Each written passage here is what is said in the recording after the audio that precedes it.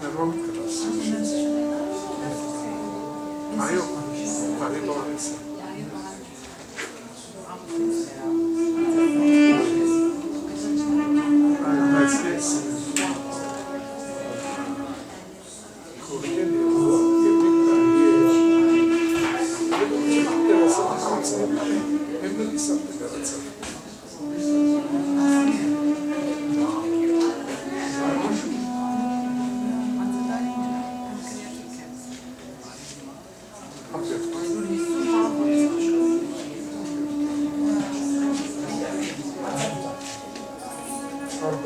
Sì, sì.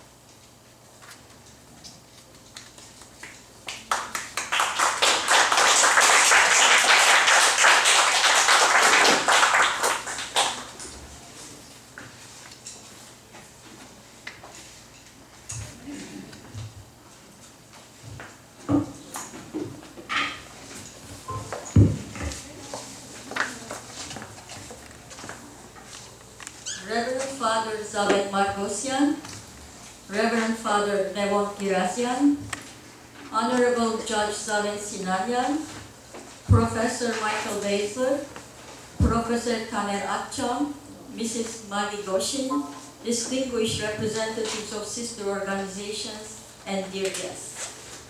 On behalf of the Organization of Istanbul Armenians, I extend a very warm and hearty welcome to all of you present here to the outstanding Genocide Scholar Award ceremony.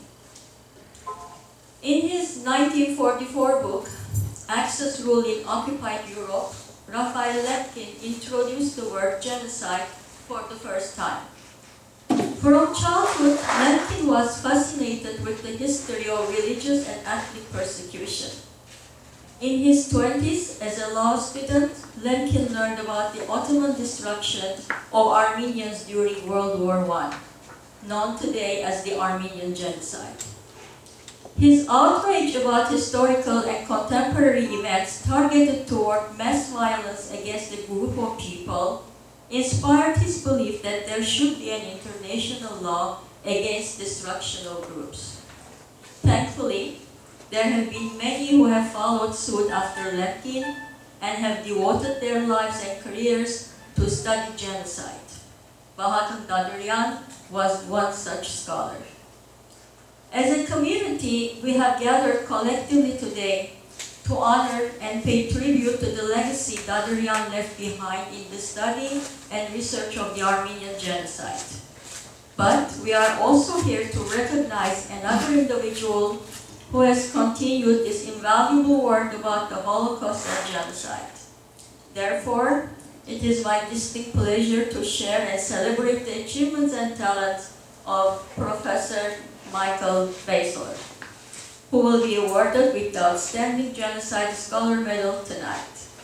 Pariere Gopolorit, այսօր բոլորս հոսավատված ենք հարթանքի դուրք պատուցելու և շատ արժեքավոր անձերու, գամուչելով մեղուն նվաճումները մյուսին։ Եկած ենք կնահատելու հայոց ցեղասպանության ուսումնասիրություններով և հետազոտություններով Վահագն Դադուրյանի թողած ժառանգությունը, բայց մենք նաև այստեղ ենք մեծարելու անձնավորությունը, որ նույնպես տարած այս քննադատի աշխատանքը։ Ինձի համար մեծ հաճույք է ձեզի ներկայացնել Professor Michael Basler-ի ձեռքբերումները ու տաղանդները։ Բայց նախքան պիտի սկսենք հոգեհանգիստի. First we will have a հոգեհանգիստ service, then we will continue our program. Գհրավիրեն քահանայրերը։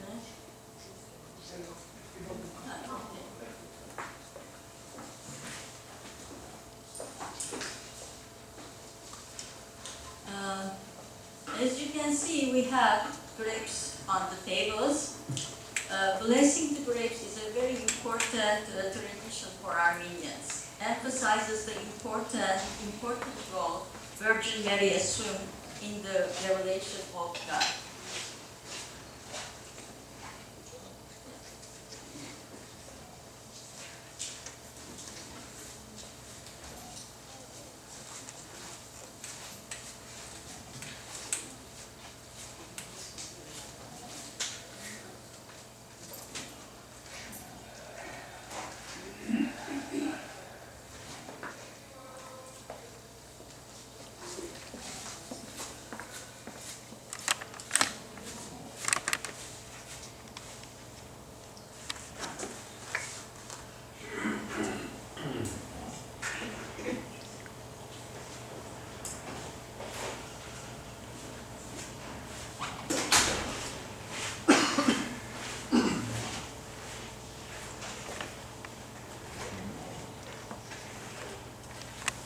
Սերիալազատներ այժմ պիտի գադարենք հոգեհանգստյան բաժնումն ու անձնացյալ պրոֆեսորի կողմի անձնացյալ և ևս պահության դրա աչեսություն նրագեցել որդունչում և պարտոր և որդրևորդուն սեպով այժմ և միշարդյան սայլնենից ամեն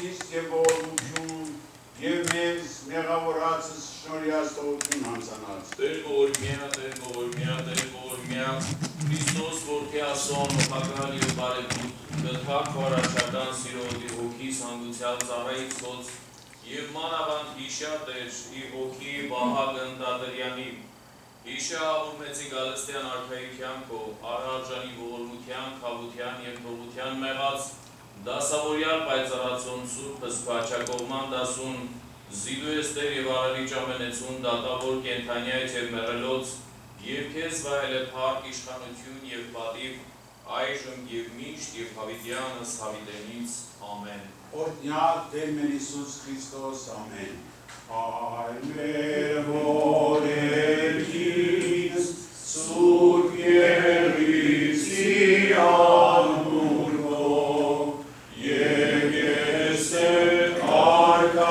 արքայություն քո երիցին կամքով որպես հեքինս և եկրի Սաց մեր անաբազոր դուր մեզ այսօր Տող մեզ զբարնիս մեր որպես եմենք Տողուք մերոց բարդաբանած Եվ մի դանիրս մեզի փորձություն Այլ բրգյալ իչարև Զիկոյ արկայություն և զորություն և պար հավիտյանս հավիտենից ամեն Սիրունել ինչպես ուրեք կարող եք նստել ինչպես ուրեք այսօր սուրբ աստվածածնի վերապոսման Եվ այս կամավար գեղեցիկ մեծ կրին համար շատ գեղեցիկ դա խաղողի և դրապերության ողջություն Մեր բոլոր եկեղեցիներում մեջ այսօր դերոն հեծավ այս սուրբ արարողությունը մենք ուզենք որ փոքր արարողությունը այստեղ ենք որպեսզի այսօր աստվածածնի օրը օրհնված խաղող ուտենք բոլորիս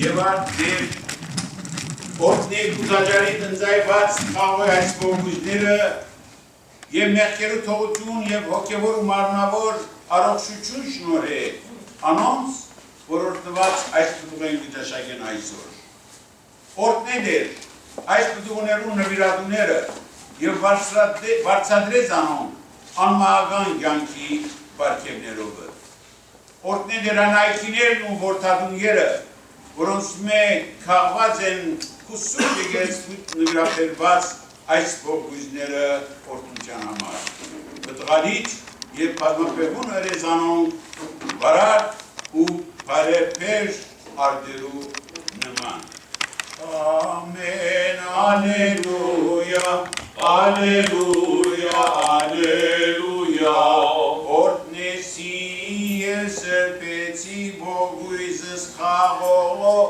և բտղապերություն դարբույսա այս նշանավ, Սուրբ խաչիվս և սուրբ ավետար անավս և աբուրը շնորհիվ անվանփոր և որդվո և օգույն սրբով Այժմ միշտ և հավիտյանս հավիտենից ամեն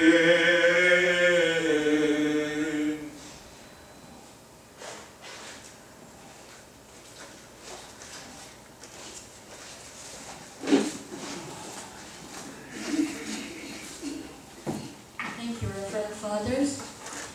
We have three distinguished speakers among us today.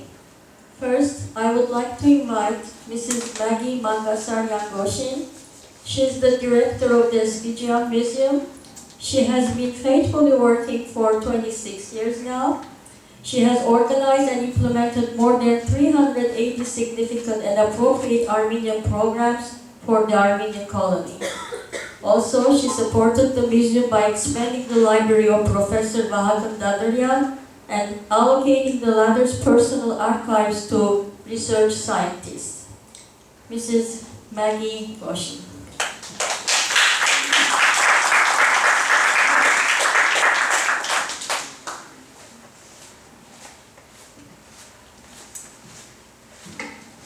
Thank you all. I don't know how my name slipped in amongst the distinguished scholars today. But even Dr. Abhidike or Professor Tanner Ratchman did so. So I'm very honored to be here to talk about my beloved Professor Dalia, whom I spent the last 20 years associating with him, not in a scholarly level, but in a personal level. When I wonder what fibers brought us together, I think what it was I reminded him, I think, his sister Adeline. Somehow, I was much younger, of course, he was more like a father to me, but somehow we connected. I was in touch with him since mid-1900s, 1990s, and he always responded back. And now I notice in his files that he always responded to every single that we received, in ink, in white ink, one of them, and by mail. He never used computers or fax machines to the extent of it. And I think that the Professor Akram can attest to that. It was the first time I met him in 1999 in person in Los Angeles, in Pasadena, at an Armenian event. He spent 4 hours in Armenian. We began within him. And always, he would participate in our liturgy. And in 4 hours, he never had one single paper in his head. He had memorized everything. So I tried today to present him as if I'm imitating him.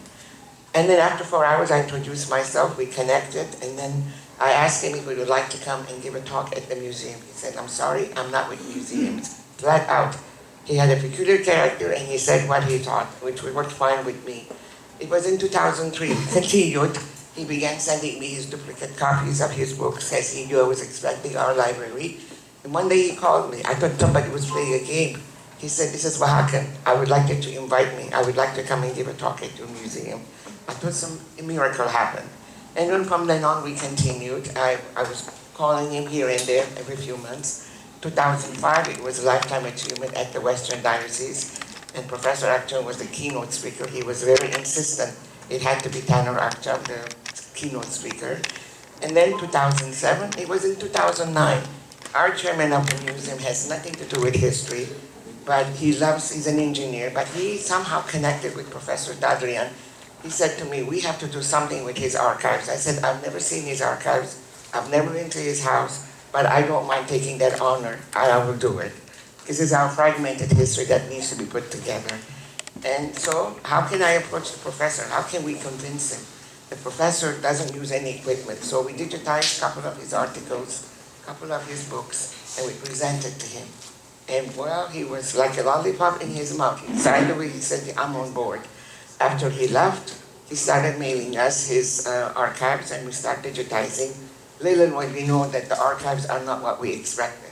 There's about maybe 150 pages of variety of different sources. Let's say the book is about Taner Akçam. It will have 150 different sources. It can be in 8 different languages, different sizes of pages. It could be a newspaper article. It could be a journal, Russian, German, English, Austrian, French, anything. We didn't realize the extent, the magnitude, and the monumental work that is expecting us. And on top of it, he created his own files. He glued everything in a folder so that it would be safe. And it's difficult for a scanning person that will be scanning to work around this. And he writes every corner of the pages. So we went through all these difficulties. It went for 8 months. Every few months, he would send 5 boxes. We start digitizing, and then we return it back to him. It was never our intention to take his archives. That was his to do what he wanted. But circumstances change. I think our fate has brought us together to work on his archives. That's how it ended up coming to us, to the Ararat Eskija Museum. After 8 months, I decided to go and see what he has in his library, what we're looking at, so that we know our funding will be sufficient, what we started. And one of our author friends, Dawn McKean, was writing her book about 100-Year Walk. She said, I can't reach the professor, can I join you? So we went together. To my amazement, just to give you what it takes to go to Professor's house. It's from Rochester Airport, 45 minutes by freeway to get to the village, to the town of the Geneseo. That's where he taught social criminology at the university. From there, 15 minutes to his village. beautiful town, place. There's a beautiful lake. He lives in a 70-year-old building, 2 stories upstairs, that's where his home is. And there's only one supermarket, one postal service, and one gas station. And there's no lodging. So the lodging has to be in Jedeseo. And there's no reception there because of the way the location is. I did 8 trips throughout my involvement with him. The last one was after his demise. And I got to see his library. I was very impressed. I was enchanted. And then we returned back. While I was there, I realized that he wasn't doing very good. His reading wasn't good, so I convinced him to see the doctor, and it turns out to be he had major challenges that he needed to address them. I realized that his age is not getting young by myself, because I have taken care of my parents, so I know that he needed help. He's by himself, isolated. There's no one to take care of him. He needs help. Anyhow, I returned back. After I returned back, I got the unexpected. He hadn't picked up most of the boxes that we had sent. It's sent in the mail, in the postal service. Eventually, they sent it to Chicago to a postal hub. And I got a notice if I wanted the boxes, I had to pay for it. So I decided the plan A is not working. It's time for plan B, no more mail. So we need to go in person. So me and the gentleman, Edward Margushian, the computer scientist, we went together for 5 days. We spent there. I realized the professor has gotten a little bit more fragile. Things now, the house needed more attention. He needed more attention. He was lucid, but physically had challenges.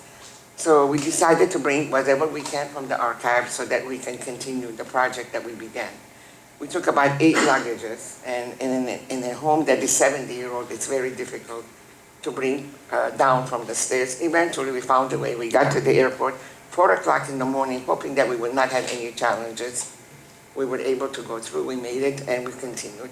Halfway, Mr. Margushian said he has other projects. It's taking too much of his time to scan, because it's a tedious work, one by one, to go each file. He said, I won't be able to do it. So plan B. So I had to find a good friend of mine who's an archivist in Paris. And he came in for 4 years, for 4 months each time, and continued the project, scanning the pages. In the meantime, I was talking with USC. Hopefully we could do a development of a website. Turns out to be more complicated. If it goes to the library, there's a copyrights because he uses current references that wouldn't pan out. There's always a plan working around this, so what we can do to achieve it. Finally, it got to the point. Meantime, when I was in 2012 there to pick up I said to Professor, would you be interested to come to Los Angeles? Why don't we move you here, close to the Armenian community? You love the Armenian church. He said, where are you going to put me? I said, I'll put you at the Ararat home. They have an assisted living, which where we are, where the museum is. You have a well taken care of. He was very happy about it, but I think there were outside interferences. And he called me back after a few months, even though we were getting ready to bring him. He was very excited. He told everybody that he's coming, he's moving to Los Angeles. And I was hoping that I don't have to go every time to bring more archives, that we could work on this. It didn't pan out. So it was plan C. Okay, then we find a patron. He said, if you find me to come to a house, I don't want to be in a retirement home. My brother died there, and he has left a very bad impression for me. I said, fine. We found a patron. But then there was outside interference again. The patron had a change of heart. That didn't work. So it was plan D. Plan D was Dr. Demonian from Armenia said, I know Dadrian always wanted to come to Armenia. He wanted a section in the museum. We would like to devote some time for him to give his library and his archives. I said, fine, I'll come and meet you there. I'll talk to the professor. It didn't pan out. We didn't hear from Washington at all, from the embassy. That didn't work out. So now it comes to plan E. He's not coming. So meantime, I was going every year, bringing up more archives from here. So we continued the work that we're doing. And I came out of funding. I already had spent over about $80,000 of the funding that I had secured, and I haven't even touched the tip of the iceberg. I didn't know how much work there was involved to begin with, because we had no plans. We started something without planning what we were doing. The desire was there, the will was there, so we had to find the ways. So thanks to my friend Carla Garabedian and Jerry Papaza, we approached USC Shoah Foundation, hoping they have the testimonies, they will give us some help.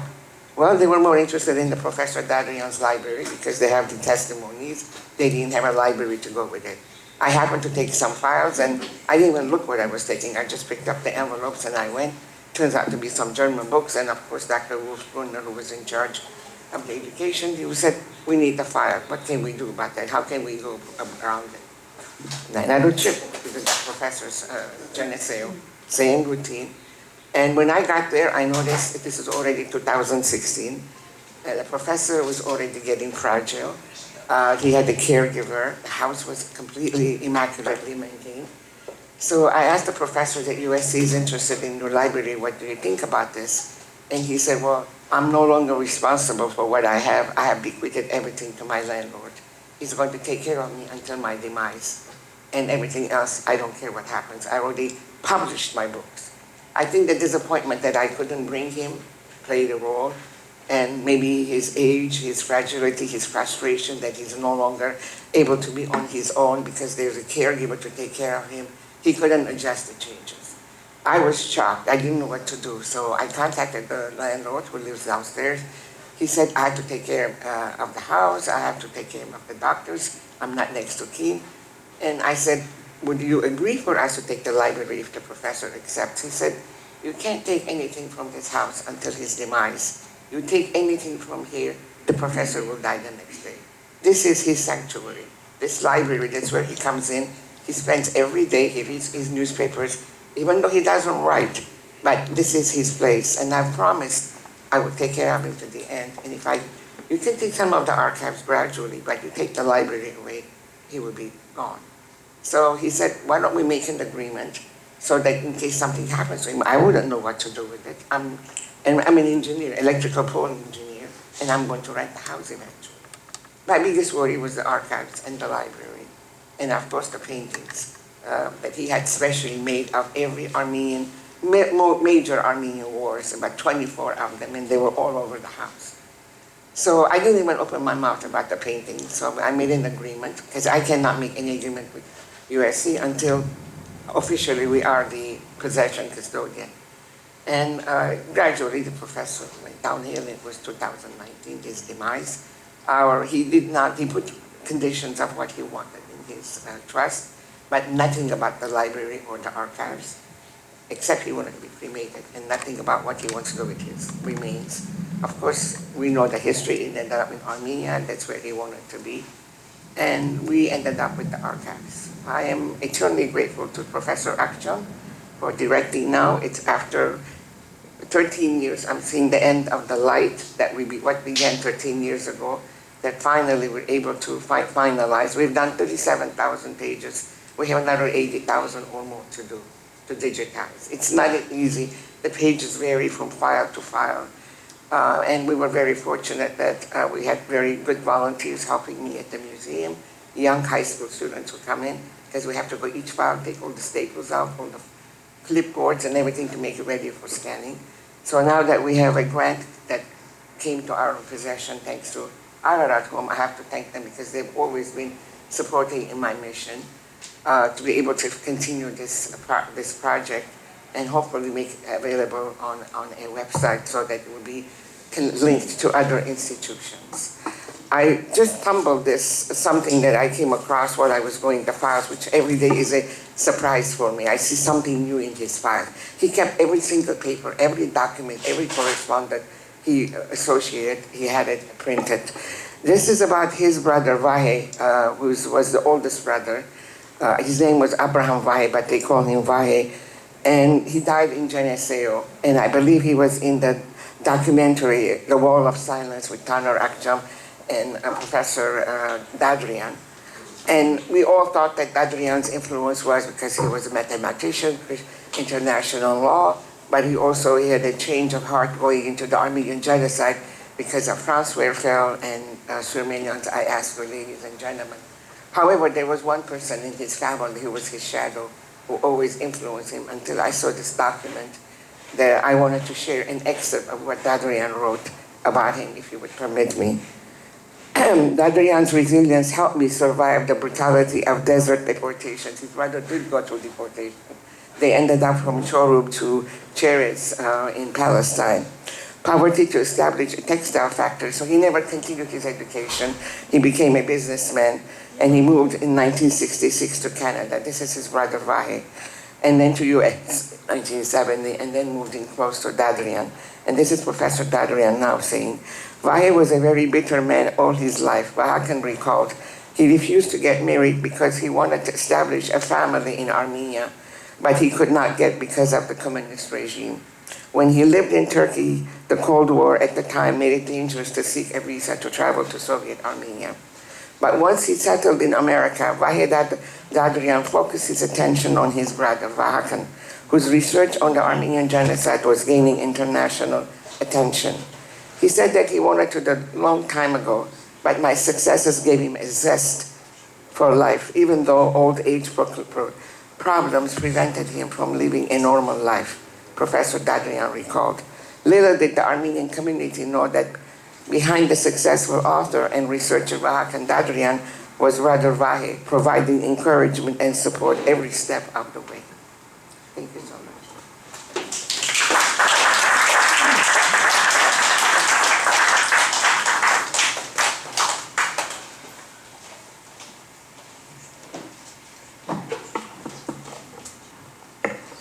Thank you for sharing this with us. It was really interesting. At this time, I would like to invite a very special individual, and he holds very special place, especially in Istanbul Armenians' heart. A historian and a sociologist recognized as a leading international authority on the Armenian genocide. He is one of the first Turkish academics to acknowledge and openly discuss the Armenian genocide. Recently, he was appointed as director of the Armenian Genocide Research Program, housed within the Promise Armenian Institute at UCLA, Professor Taner Akçam.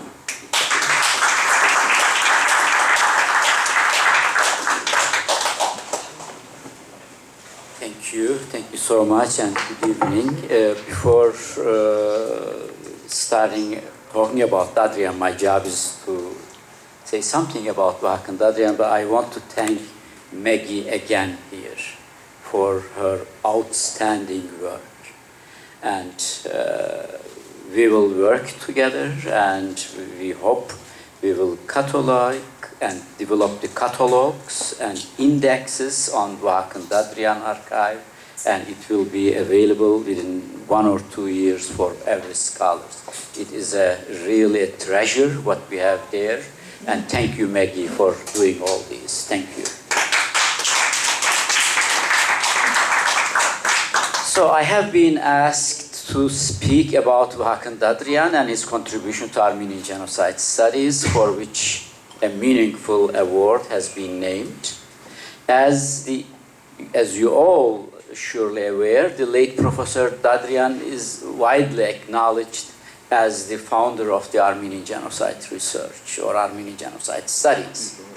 But this evening I will not limit my comment to Dadrian and his work. As you are all know and aware, last month we lost another great figure in our field, Professor Richard Hovhannisyan. Therefore, I would like to remember both Vahakan Dadrian and Richard Hovhannisyan tonight, as well as to say a few words about this year's laureate, my dear friend Michael Beisler. The loss of Vahakan Dadrian and Hovhannisyan is not just a blow to the academic field. They were both true giants and founders, representatives, and bearer of an entire era and its struggles. With their passing, this era has now come to decisive end. An era is over.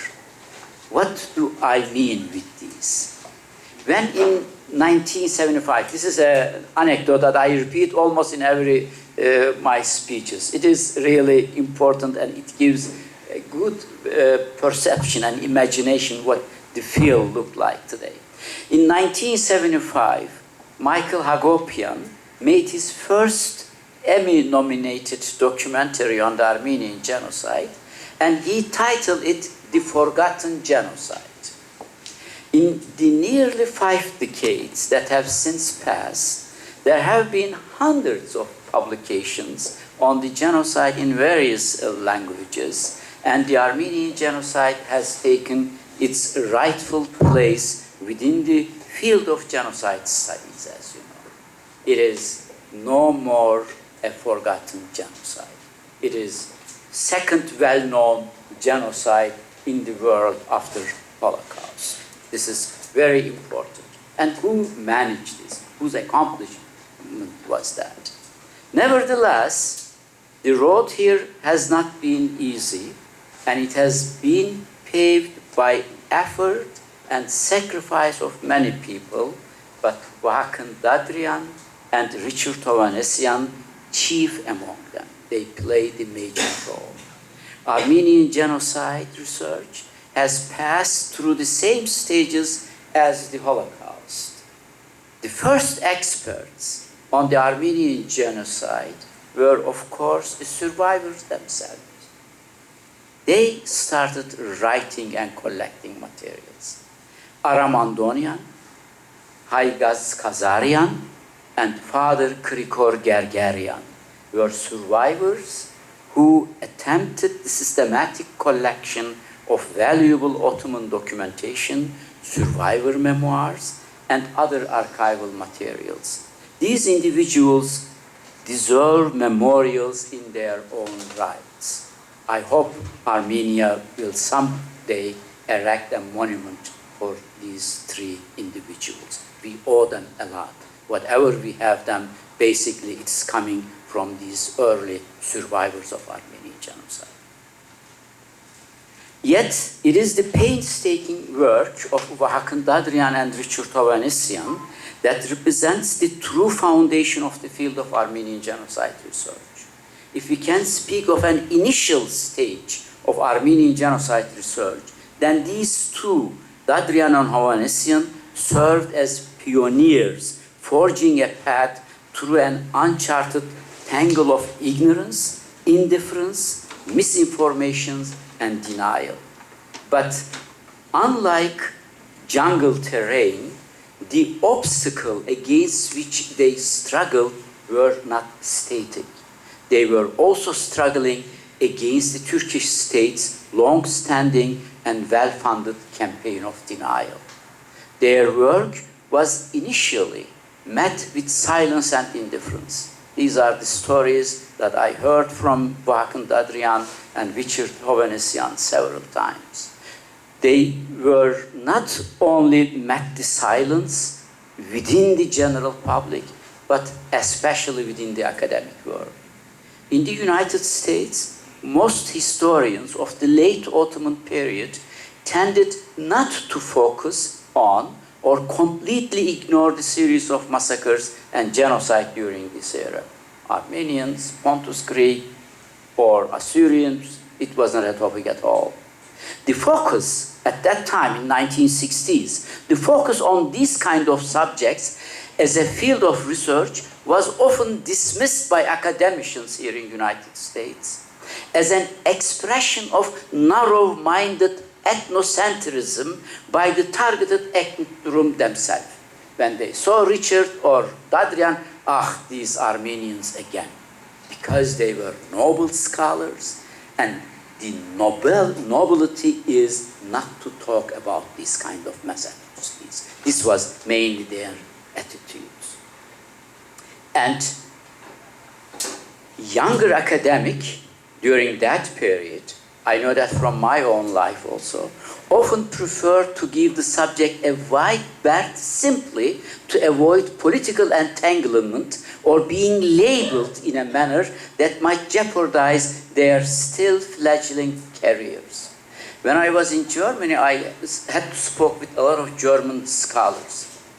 They were open-minded scholars. None of them had written anything on Armenians, even though they were Ottomanists. They all told me, you know, when we touch this topic, this is end of our career, and we cannot go to Turkey and work in the archive. This is the sacrifice that we have to do. So this is the atmosphere, climate that we experience. So during that period also, not to deal with Armenian genocide or mass atrocities was considered as an academic impartiality. if you have to really keep yourself aware. Many times I heard from Richard Hovhannissian saying to me that annual conferences of the Middle Eastern Studies Association, this is the biggest association, the largest organization in the entire world. People are coming to their annual conferences from all over the world, actually. Thousands of scholars at that conferences. And in the annual conferences of Middle East Studies Associations, the largest organization working on the Middle East, it was a problem to simply get a book table, let alone from permission to speak. And today, every year, there are at least 7, 8, 10 different panels on Armenian genocide on the Middle East Association. It is indeed thanks to the work of these two giants that the study of the Armenian genocide has so significantly advanced in recent decades. So much so, in fact, that no trace whatsoever remains of these earlier obstacles. Indeed, I would argue the tables have so turned that if there is anyone facing obstacle in American academia today, it is the advocates of genocide denials. The accumulated scholarly research of the past 2 decades has transferred the academia in a hostile territory for the denials. Call to hear in early time, as you may all remember, we should hear the both sides of the story, as if denials has their, other part of the story, and the Americans or the academia prefer to be impartial against these 2 sides. And today, regularly, these 2 sides of the story is dismissed as a nonsense. This is that we owe really Richard and Vakant Dadrian mostly. This is truly a remarkable turn of events, and for this we owe these two an immense debt of gratitude. As I mentioned, the passing of Dadrian and Hovhannissian brings to a close an era of Armenian genocide research that I might term the struggle for acknowledgement, struggle for recognition. Both men devoted their lives to the cause of Armenian genocide recognition. With the recognition of the American US President, the Armenian genocide in 2021, this is a symbol actually. I think these two giants fought for a long time. The acknowledgement of Armenian genocide has achieved. It is now an acknowledged fact. The genocide is now recognized. But this brings us the question, another question in its wake. What now? What is to happen next? What if anything is the next step? These two giants fought for acknowledgement. Acknowledgement is there. These two giants passed away. And so what is next?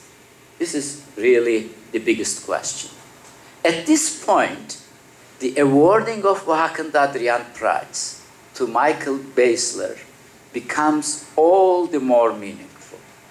The study of Armenian genocide is entering a new phase, one of that is witnessing the advent of the Armenian genocide restitution, an Armenian genocide restitution movement. This is what we need.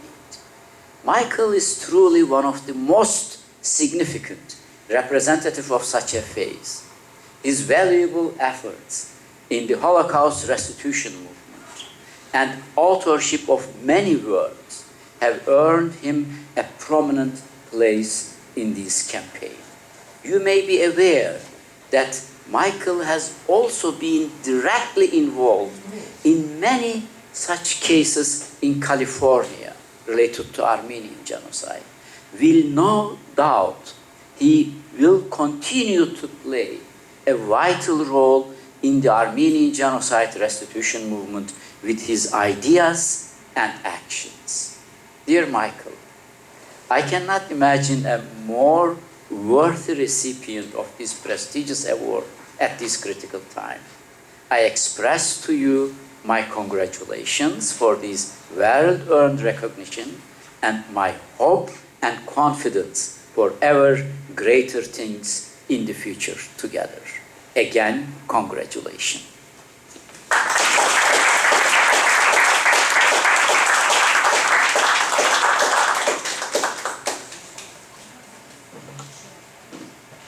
Thank you, Professor Akça. Now we are going to enjoy Albert Vartanyan's music with duduk. Duduk is an ancient Armenian instrument, and it is made out of apricot tree. And I don't know if you know, apricot is an Armenian fruit. Italians used to call that Prunos Armenis, which means fruit from Armenia.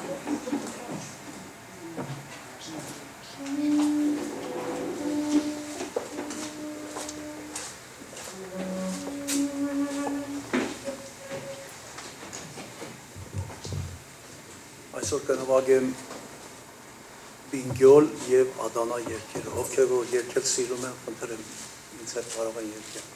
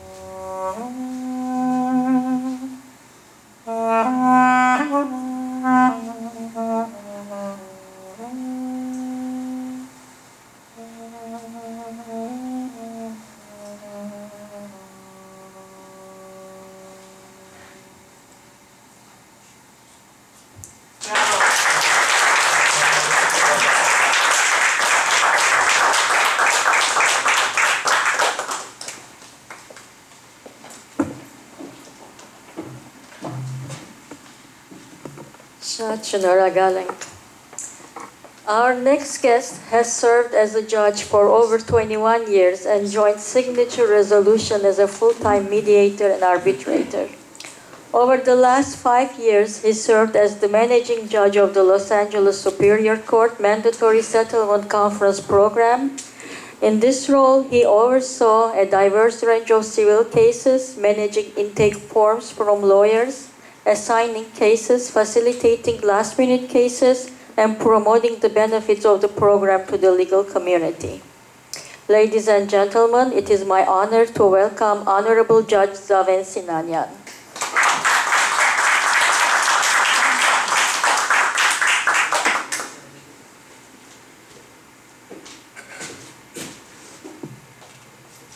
Thank you for the opportunity to introduce Professor Baszler today.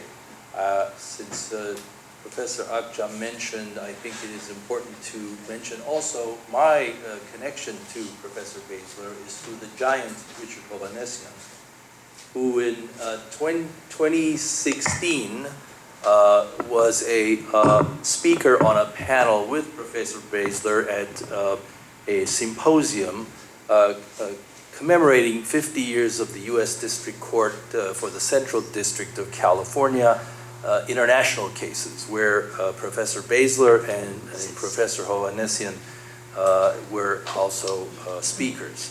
I moderated the panel, and Professor Hovhannisyan introduced me to Professor Baszler, and ever since that day we have remained good friends, and I have grown to admire him, his unwavering commitment to reparations, restitution for the Armenian genocide, following the great work that was done by Professor Richard Hovhannisyan and Professor Dadyan in this field.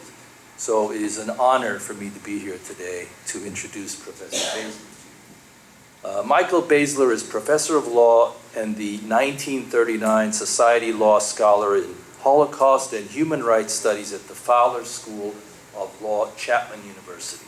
He is holder of previous fellowships at Harvard Law School, the United States Holocaust Memorial Museum in Washington, and at Yad Vashem Holocaust Memorial Center in Jerusalem. Professor Baszler is the author of 7 books and over 24 articles, book chapters, and essays on subjects covering law and genocide, restitution and reparations following genocide and other mass atrocities, public international law, international human rights law, and comparative law. His book, Holocaust, Genocide, and the Law, A Quest for Justice in a Post-Holocaust World, is a winner of the 2016 National Jewish Book Award. His writings have been cited by the United States Supreme Court, and he has testified in Congress before the House Reform Committee on the subject of Holocaust restitution. He is also the founder in 2022 of the Ukrainian Mothers and Children's Transport Initiative, a pro bono program for immigrant law assistance to help refugees fleeing the war in Ukraine find shelter in the United States. His interest in studying, researching, teaching, and writing about the Armenian genocide began in the 1970s as a UCLA undergraduate student of the late Professor Richard G. Hovhannisyan, a world-renowned scholar of modern Armenian history who passed away last month. Just as Professor Hovhannisyan influenced Professor Baszler in this arena, he has been a leader for many of us in the Armenian community and the world in the recognition efforts for the Armenian genocide. As Professor Akçam described, the fruits of which we saw a few years ago, perhaps by the recognition by the United States government and President Biden of the fact that the genocide of the Armenian people had occurred.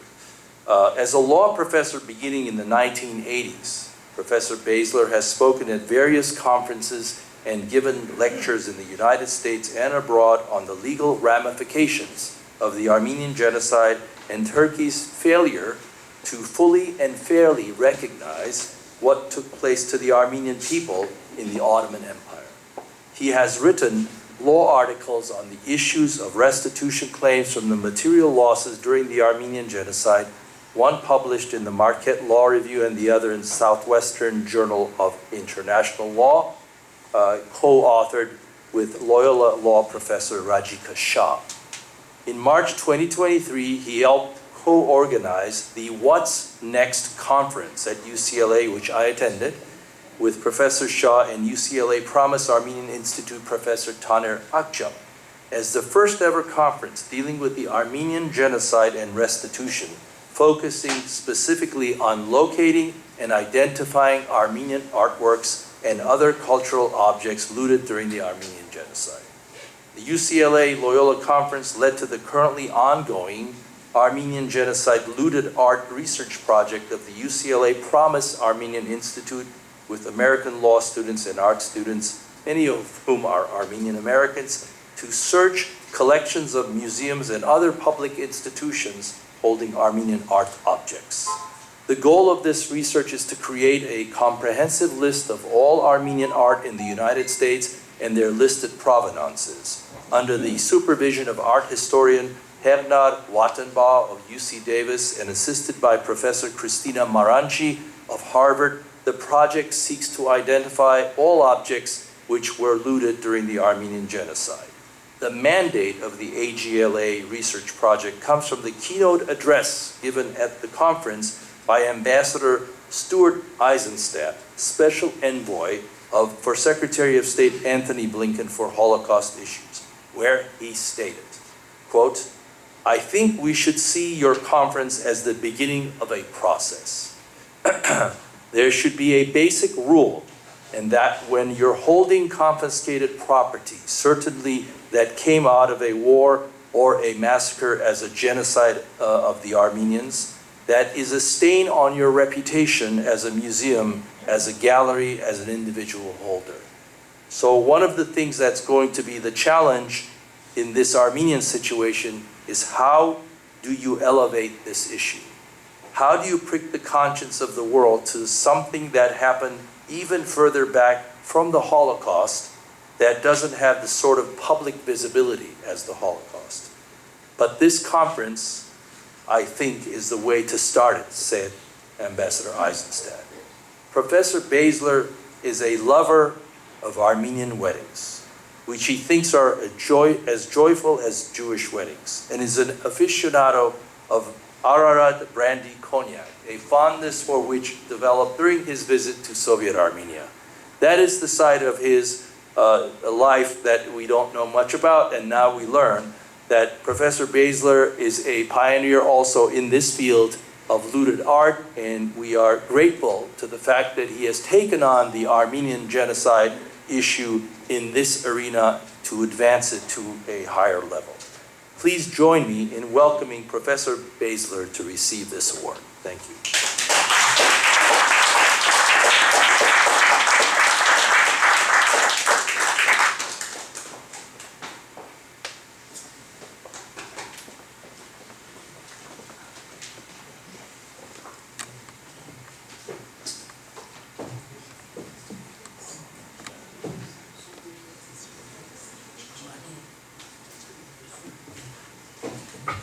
Same time, I would like to invite Mr. Mark Köşkeryan, the Executive Committee President, Cultural Committee President, Mr.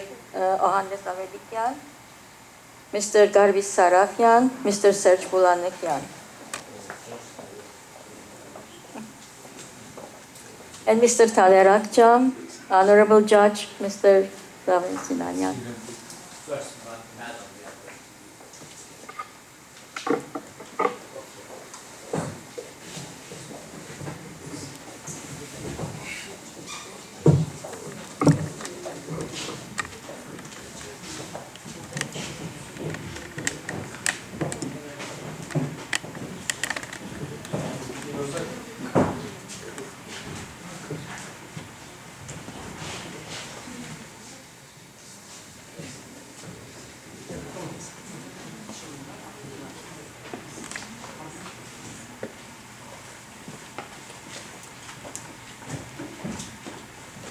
It gives me a great pleasure to recognize Professor Michael Basler, his outstanding genocide scholar work, for his work in Holocaust, restitution, movement, and human rights law studies. Professor Basler is a champion of human rights and Holocaust studies. We honor Professor Basler and express our collective gratitude and wish him a long and healthy life.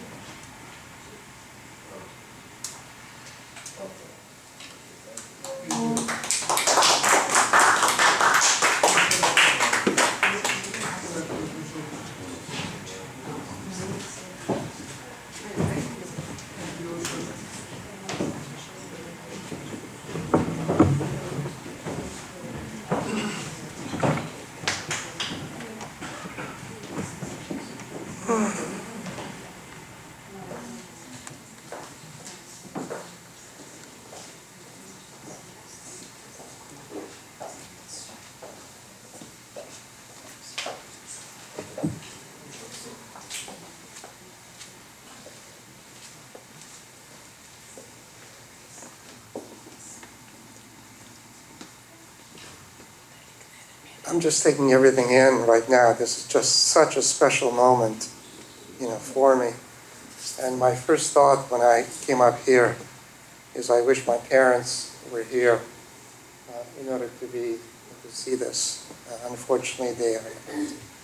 But it is really in their honor and the honor of other people, both that are alive and people that are no longer here with us, that I really am so grateful to be getting the Dajan Award from you all. Thank you so much. I mentioned my parents because both of them are child Holocaust survivors. They were teenagers when the Germans came, and they were lucky that they fled.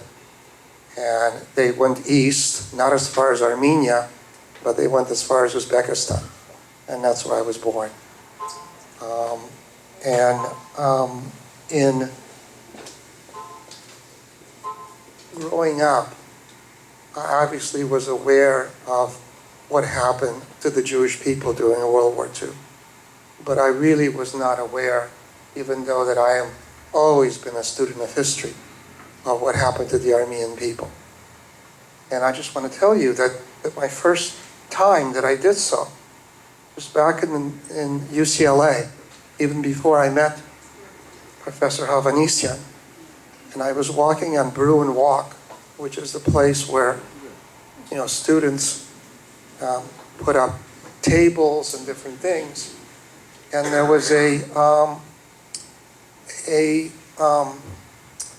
presentation there of really, as I remember, gruesome photos talking about the Armenian genocide. And I didn't know what that was. So as a student of history, I stopped and I looked, and it was really the first time that I became aware of that. And something that has stayed with me throughout all my years, and then getting to know Professor Hovhannisyan, and then speaking at various conferences with him, and also listening to him over so many years. Judge Sunanyan, you mentioned that conference that we had at Southwestern, and I remember that I was on a panel, and I was the only one whose last name did not end in IAN. So I took that, like to have my name on it, and I said, no, I want to be part of the Armenian people. I added Basilyaryan, at the end of that.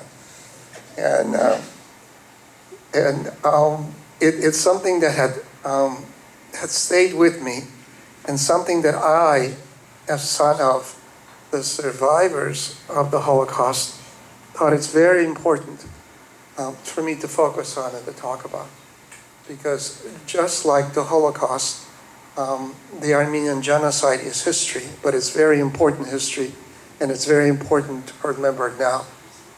I teach a course on law and genocide, and very often, and I've taught it at Chapman, at Loyola, at other law schools, very often have students that are in their 20s that take the class.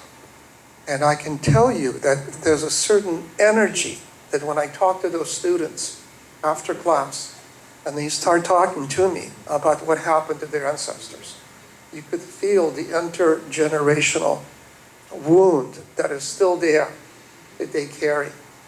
And I, as the son of survivors who didn't experience what happened to the Jews, but as someone who took it on as from my parents, it's amazing for me to see that the generation now of Armenians now in their 20s, second, the third, the fourth generation.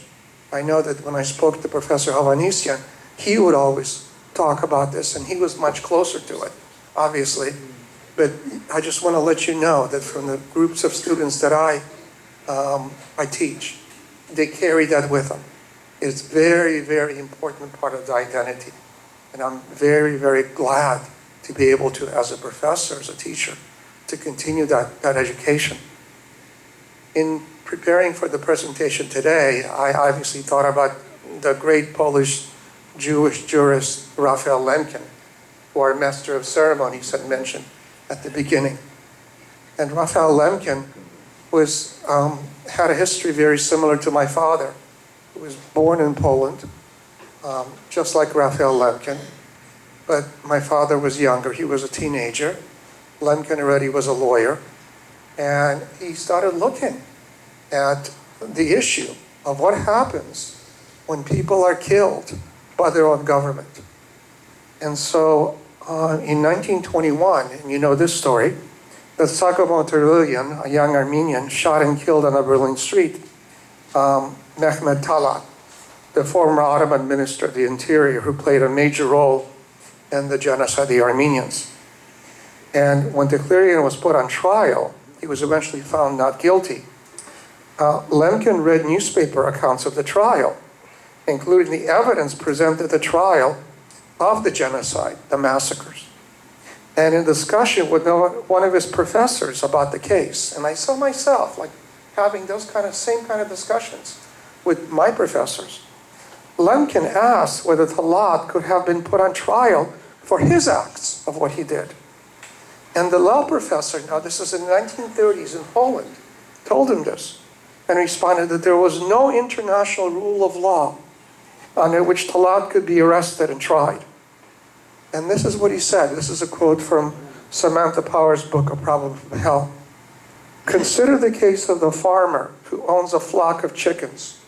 He kills them, and this is his business. If you interfere, you are trespassing, explained the professor. Lemkin was shocked, but the Armenians are not chickens. To Lemkin, this did not make sense. And he says, is it a crime for Terulian to kill a man, but it is not a crime for his oppressor to kill more than 1 million men? This is most inconsistent. And you can see this inconsistency, how today, in the post-war world after World War II, and in the work that all of us, and all of you have been doing, and all of us, that the recognition of the Armenian genocide has really taken front stage. You know, we talk about the Holocaust as the Holocaust, Shoah, but I think the word genocide today is most associated, that word itself, with what happened to the Armenians. And in my Holocaust Genocide and Law book, I talk about the fact that it is really a tribute to the people that put that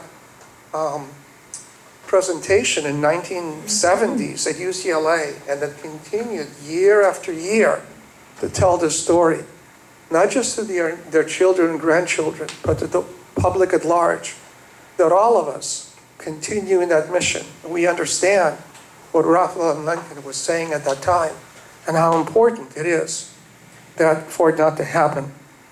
And so as Lemkin noted in his autobiography, and this is written now after the war, sovereignty implies conducting an independent foreign and internal policy, building of schools, construction of roads, all types of activity directed towards the welfare of the people. Sovereignty cannot be conceived as the right to kill millions of innocent people. Now I read this from a foreword that I wrote to a book for a dear friend of mine who at the conference in March I mentioned, and that's my dear friend, Bartkas Egayan, the late Bartkas Egayan, who put many books together, including one called the Raphael Lemkin's Dossier on the Armenian Genocide, and he asked me to put the forward, to that. And it was really, I'm here, and as a result of, and the work that I do, as a result of Bartkas. Because he's the one that called me as I'm just a professor in the Ivory Tower, writing about Holocaust restitution, and says, we Armenians have to do the same. We have to stop the lamentation and then the liturgy. We have to continue with that, but that's not enough. We should go from lamentation, liturgy, to litigation. And I thought that was really very nice, the L to L to L. And when he was interviewed by the Los Angeles Times, he gave the same story. And so I learned that just like the Holocaust, in the Armenian genocide, there was not just mass murder, but also mass theft. That the people that were killed were not just killed, but that also their possessions were taken. And as I began looking at Holocaust restitution, one of the things that intrigued me is the theft of art that was stolen, from the Jewish people, from Jewish institutions, and this movement of restoration of Nazi looted art. And so I began talking about it to Bartkas, and he started educating me. And he said, there are Armenian art objects that also were looted that are around the world. And in fact, one of them is here in the Getty Center here in Los Angeles. And Michael, I would like to do something about it. And would you come to a meeting with me when I meet the people at the Getty? And we will talk about this. It's not an attorney-client meeting, so I'm not any privileged communication. I can just tell you that we met with the people at the Getty, and we talked to them, and we talked about the Zaytun Gospels and the 5 pages that were torn out and that were sitting at the Getty Center where the actual Zaytun Gospels were, the Mother Taran. And that's the patrimony of the Armenian people. And the Getty would not listen. They were not interested. So he did what he said he was to do. He was a man of his word. He proceeded from liturgy, lamentation to litigation. And we filed a lawsuit, and he put together a team of lawyers. And I was one of those team of lawyers in the background working on this. And then as a result of this litigation, there was a professor of art history at UC Davis, Agner Wattenpau, who was also Armenian, who learned about this and began writing about this. She first wrote an op-ed piece in the Los Angeles Times, and then herself ended up going to Ottoman Turkey on her own journey to try to discover, like an archaeologist, what is the history of the Zaytun Gospels and how did it come to the United States, and to the Getty Museum. And she wrote a book published by Stanford University Press. It was very highly received. And then this kind of brought us all together. And as a result of this, we start talking more about what can we do about Armenian genocide looted art. And that brings me to my last dear friend, Taner Akçam, and also our dear friend, Stephen Feinstein, because there was a professor at University of Minnesota, history professor, the late Stephen Feinstein, who always talked about the Armenian genocide. Like me, Jewish, but like someone who's born in the United States, but really felt it and felt it was very important. And he invited Professor Akçam to teach at the University of Minnesota. And I met Professor Akçam. And then when he came to Clark University, he had a panel, symposium. He invited me. I went over to Massachusetts. And then I heard some wonderful news last year. Taner Akçam is coming to California, to Los Angeles. I could not believe it. I have to tell you, it was one of the most amazing days of my life.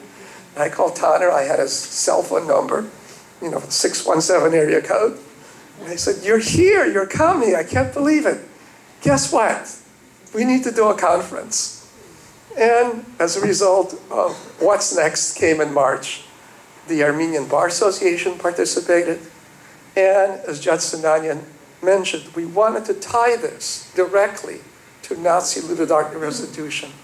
So we asked, as our keynote speaker, to be Ambassador Stuart Eisenstadt.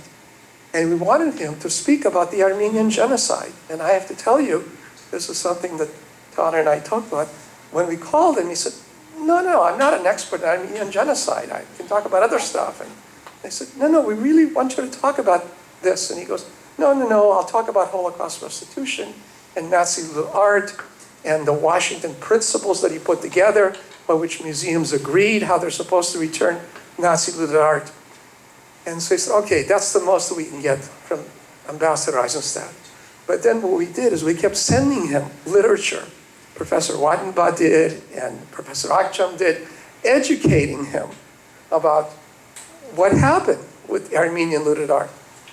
And so when we ended up picking up Ambassador Eisenstadt, we filmed his keynote presentation. He said, "Oh, Michael, what do you want to talk about?" And he said, "This is what I want to talk about."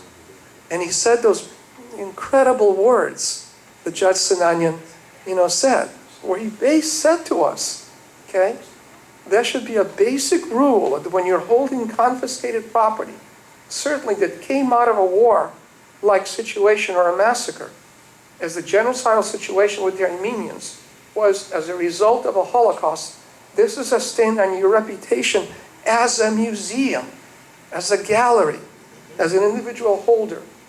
To have that kind of art, it's not acceptable. And in the 21st century, ways should be found, even belatedly, to deal with that in a fair and just way.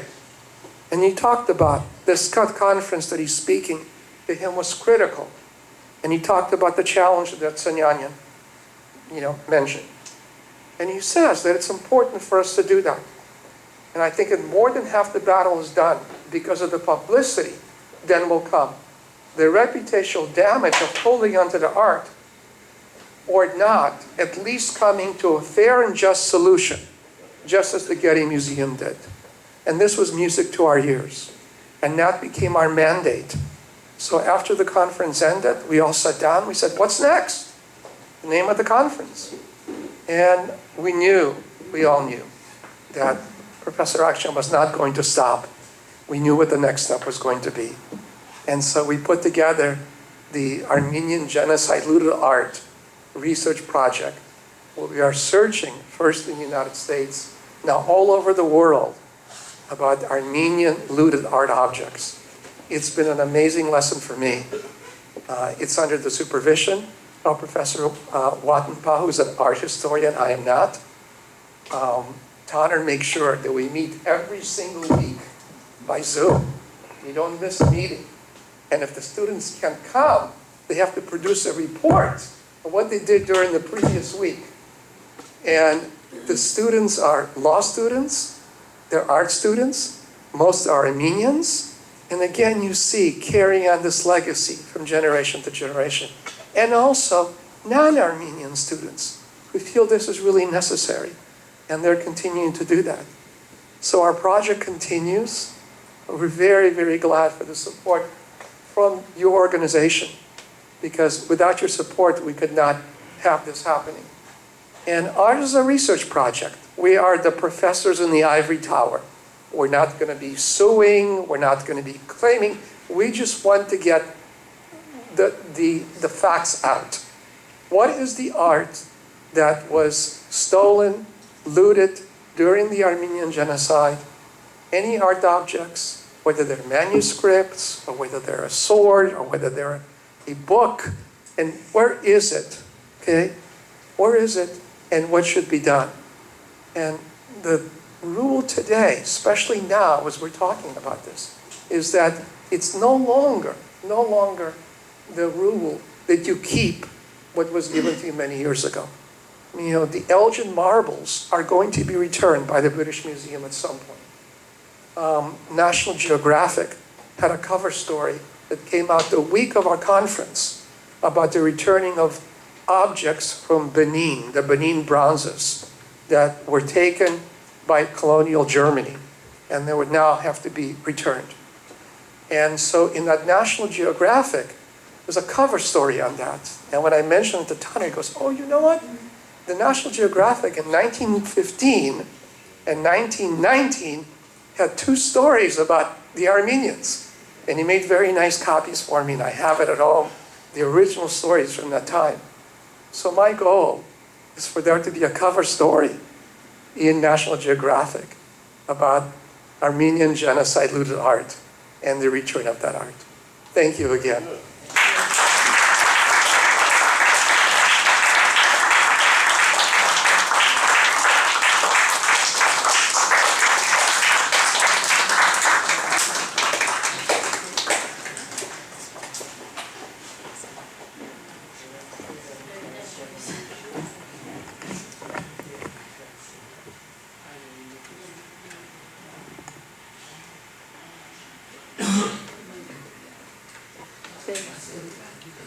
This concludes our program. Thank you for accepting our invitation. It was such a marvelous experience for all of us to have you here today. We are honored and we are happy to get to know you. We have some refreshments, and you were saying something I couldn't understand. Do you want to repeat it? No? Okay. So thank you for being here today.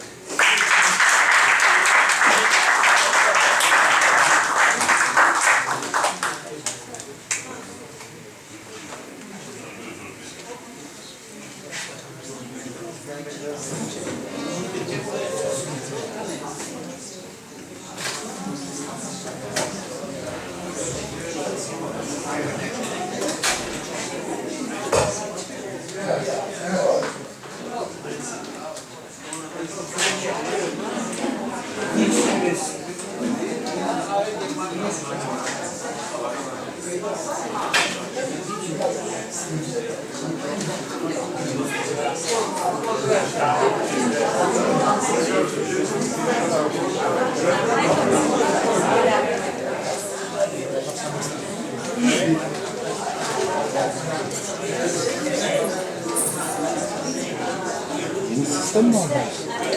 Yok olmadı. Düğün sistemi oldu. Düğün DJ sistemi.